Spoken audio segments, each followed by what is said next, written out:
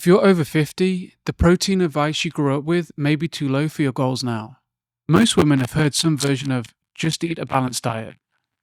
That sounds reasonable, but it does not answer the practical question, how much protein do you actually need after 50 if your goals are strength, appetite control, recovery, and aging well?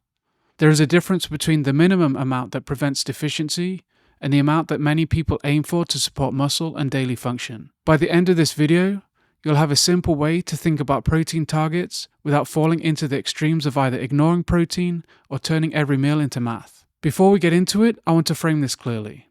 I'm not here to diagnose anything, and this is not medical advice.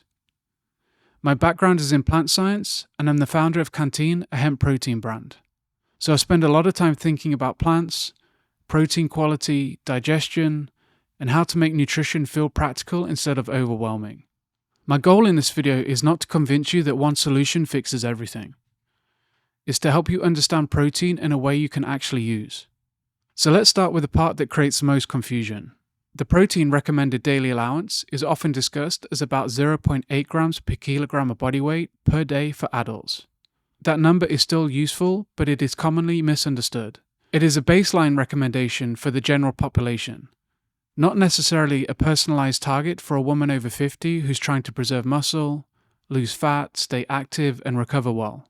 This is why two people can both be not deficient, but one person feels much better with a more intentional protein pattern. Nutrition is not just about avoiding deficiency. It is also about supporting the life you want your body to handle. So if you've been aiming for 45 to 50 grams a day because that's what you heard years ago, it may be worth reassessing. Not drastically changing anything overnight, just reassessing. There is no single perfect protein number for every woman over 50. A smaller sedentary woman may need less than a taller, active woman who lifts weights or is trying to lose fat while preserving muscle. Appetite, digestion, kidney health, total calories, and food preferences all matter.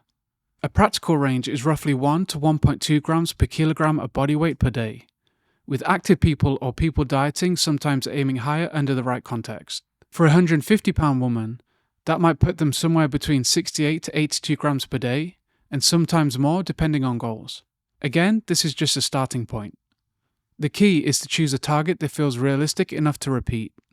Protein only helps if you can actually eat it consistently. And this is where a lot of women get stuck.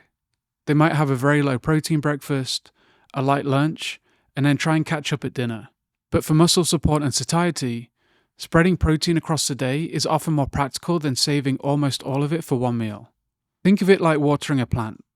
One giant watering at midnight is not the same as giving the plant what it needs at the right times. Distribution matters. A simple framework is to aim for a protein anchor at breakfast, lunch, and dinner. For many women, that might mean 25 to 35 grams at each meal, or smaller meals plus a protein-rich snack. If you're at 10 grams per meal now, do not jump straight to perfect. Just add one anchor. Here's a simple framework I like to use. Step 1. Write down your body weight and calculate a rough range using 1 to 1.2 grams per kilogram. If you know you're very active, dieting, or lifting weights, you may want a slightly higher range. Step 2 is track your normal protein for 3 days. Most people skip this step and guess, but guessing is where protein gets confusing. Step 3 is find the gap. If your target is 85 grams and you're eating 55, you do not need a new identity. You just need about 30 grams more. That could be one protein-forward breakfast, a smoothie, tofu at lunch, Greek yogurt, lentils plus a protein powder, or whatever fits your diet. Protein powder is one of the easiest tools you can use to fill that gap. But the decision should come after you understand the gap, not before. And one important reframe before we close. This is not about turning food into a spreadsheet forever. For a lot of women, nutrition advice has felt like a rotating list of things to fear. Fear carbs, fear fat, fear calories, fear aging, fear doing it wrong. But protein should not become another fear. It should become a stabilizing habit. And don't let perfect be the enemy of useful.